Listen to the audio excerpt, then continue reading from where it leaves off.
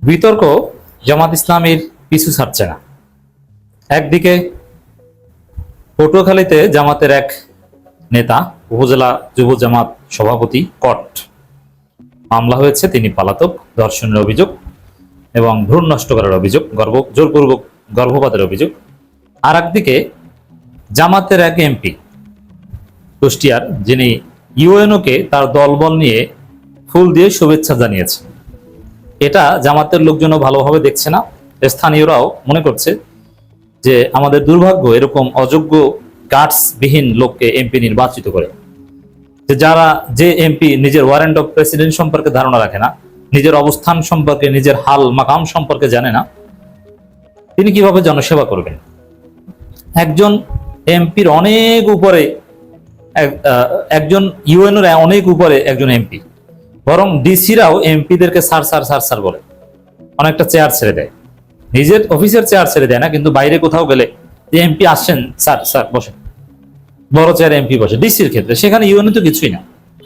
একজন ইউএনও স্বাভাবিকভাবে, আমার একবার জুনিয়র ইউএনও আছে, 31-32 বছর বয়সে একজন ব্যক্তি পড়াশোনা শেষ করার পর যদি অল্পের মধ্যে বিসিএস ক্যাডার হতে পারেন বা প্রথমবারই বিসিএস ক্যাডার হয়, তাহলে তিনি এতদিন ইউএনও। 32 বছর বয়সে আমার বন্ধু ইউএনও হয়েছে।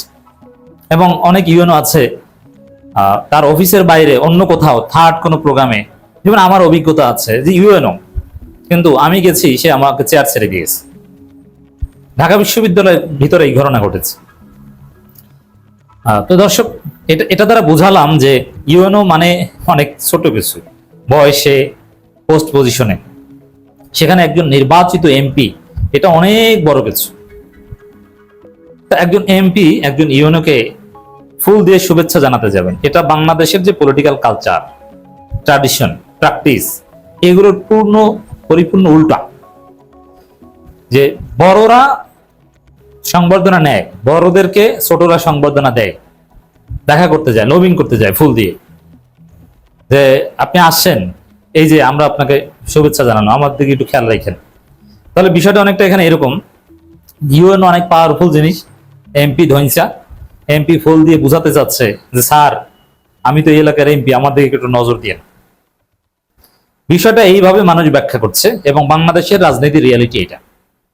এবং একজন এমপির গার্ডস যদি হয় এরকম, তিনি জনসেবা করতে পারবেন না, তিনি দর কষাকষি করে কাজ আদায় করতে পারবেন না, তিনি প্রশাসনের দুর্নীতি নিয়ন্ত্রণ করতে পারবেন না, তিনি অনিয়ম বন্ধ করতে পারবেন না, বরং তাকে বোকা বানিয়ে সবাই যা ইচ্ছা তা করবে। তার চোখের সামনে মাদক ব্যবসা চলবে, পুলিশ ঘুষ খাবে, তিনি কিছুই করতে পারবেন না। দিন শেষে এমপির দুর্নাম হবে যে ভোট দিছিলাম এক বেচারারে ভালো মনে করে, কিন্তু সে তো কিছুই করতে পারে না। এজন্য শুধু সৎ হলে কাজ হবে না, সৎ এবং যোগ্য হতে হবে। এই যে ছোট ছোট বাচ্চা ছেলে হান্নান মাসুদ কিংবা হাসমাত আব্দুল্লাহ এমপি হয়েছে, আপনারা জানেন যে ইউএনওরা তাদেরকে কি পরিমাণ ভয় পায়, তাদেরকে স্যার স্যার বলতে বলতে মুখে ফেনা তোলে। তার বাসায় যে, এমপির বাসায় যে ইউএনওরা দেখা করে আসে, যে স্যার আমি আসছি আপনার এলাকায়, খেয়াল রাখেন আমার দিকে, বা আমি কিভাবে আপনার খেদমত করতে পারি। একজন উপজেলা চেয়ারম্যানকে একজন ইউএনও স্যার বলেন, যেহেতু উপজেলা চেয়ারম্যান নির্বাচিত। এখন দেখেন, জামাত এমপি যে ঘটনা ঘটিয়েছে, এটাকে অন্যভাবে রিড করা যায় যে না, এই যে ক্ষমতার যে স্বাভাবিক কালচার, জামাত এই জায়গা থেকে বের হয়ে আসতে চায় না, ছোটদেরকে বড়রা স্নেহ করছে, তাকে গিয়ে সংবর্ধনা দিয়ে এসছে। জামাত এমপি কতটা উদার, তার মধ্যে কোনো ভাব নাই, অহংকার নাই, বরত্ব নাই, বরং তিনি প্রশাসনের লোকজনকে আদর স্নেহ করে সুন্দর কাজ করার একটা পরিস্থিতি তৈরি করে দিতে চান, তার স্বাধীনভাবে তার দায়িত্ব পালন করার সুযোগ দিতে চান। এমপির পক্ষ থেকে কোনো হয়রানি, চাপ, হুমকি ধামকি এগুলো থাকবে না, নিরিবিলি তিনি কাজ করবেন, এরকম একটা বার্তা হিসেবে কিন্তু রিড করা যায়। কিন্তু দিস ইজ বাংলাদেশ, জামাতের লোকজন এটা ভালোভাবে দেখছেন। আর আপনি এরকম বার্তা দেওয়া বা এই কালচারের সময় আসেনি। আরে ভাই, আপনারা এমপিরা মার খান, আপনাদের বাড়ি ঘরে হামলা করে, আপনাদের মেয়েদের উপর হামলা করে, সেখানে আপনি এই কালচার প্র্যাকটিস করে আপনি তো টিকতেই পারবেন না। আপনি এই কালচার প্রতিষ্ঠা তো দূরে করবেন, আপনার তো পদই থাকবে না। আপনাকে বোকা বানিয়ে মাদক ব্যবসা চলবে ইউএনওর চোখের সামনে, আপনার যদি এত নিম্নমানের গার্ডস থাকে। এগুলোর ঘাটতি কেন? দেখেন, এই যে মাদ্রাসার হুজুর, গ্রামের মাদ্রাসার শিক্ষক, ডিগ্রি কলেজের শিক্ষক, এরা এমপি হয়, এরা জীবনে বিশ্ববিদ্যালয়ের বারান্দা দিয়েও পাড়া দেয়। কিন্তু যে ছেলেটা ইয়াং, যে ছেলেটা ঢাকা বিশ্ববিদ্যালয় করেছে, কিংবা জাহাঙ্গীরনগর, কিংবা জগন্নাথ, কিংবা রাজশাহী, চট্টগ্রাম বিশ্ববিদ্যালয় করেছে, বিশ্ববিদ্যালয়ের বারান্দা থেকে হাঁটার কারণেও এর মধ্যে যে একটা গাঁটস তৈরি হয়েছে, সব ইউনো ওইভাবে সে গুনবে না। আর বাংলাদেশের রাজনীতিতে এই হায়ারার্কি, এটা সোশ্যাল স্ট্রাটিফিকেশন, হায়ারার্কি মেনটেন করা, নিজের বরত্ব মেনটেন করা, এটা এটা এটা সাইন্টিফিক কথা। এটা কি জানেন? আপনি নিজের বরত্ব বিসর্জন দিয়ে, এটা সুন্নত আছে, নিজের বরত্ব বিসর্জন দিয়ে আপনি একদম সবার সাথে মিশে যাবেন না, এইভাবে আপনি রাষ্ট্র পরিচালনা করতে পারবেন না। Warrant of Presidency is very important. আপনি যদি সোশিওলজি পড়েন, সোশিওলজিতে একটা কথা আছে, সোশ্যাল হায়ারার্কি, সামাজিক স্তর বিন্যাস বলা হয়। ম্যাক্স ওয়েবার আরো অনেকে এটা নিয়ে কাজ করেছেন। তো social hierarchy is important. Social hierarchy ছাড়া সোশ্যাল অর্ডার ঠিক থাকে না। এই জন্য জামাত এমপি যেটা করেছেন, এটা সোশিওলজি থিওরি পরিপন্থী, এটা হিউম্যান সাইকোলজি পরিপন্থী, এটা সোশ্যাল অর্ডার, সামাজিক স্থিতিশীলতা রক্ষার যে থিওরি, সেটার পরিপন্থী। তো দর্শক, এতে জামাতের তরুণ প্রজন্ম এবং জামাতের অ্যাক্টিভিস্টরা খেপেছে সবাই, যেটা কি করলেন, এবং একে কেউ ডিফেন্ড করতে চাই না। এ ধরনের কাজ করা যাবে না। হ্যাঁ, আপনি ন্যায়ের পথে থাকবেন, কিন্তু আপনার অবস্থান, আপনার চেয়ার আপনাকে নিশ্চিত রাখতে হবে, নইলে আপনার দল সহ আপনি ডুববেন। এই জন্য যে ড্রাইভিং পারে না, তাকে যদি ড্রাইভিং সিটে বসিয়ে দেওয়া হয়, পুরো যাত্রী সহ গাড়ি অ্যাক্সিডেন্ট হবে।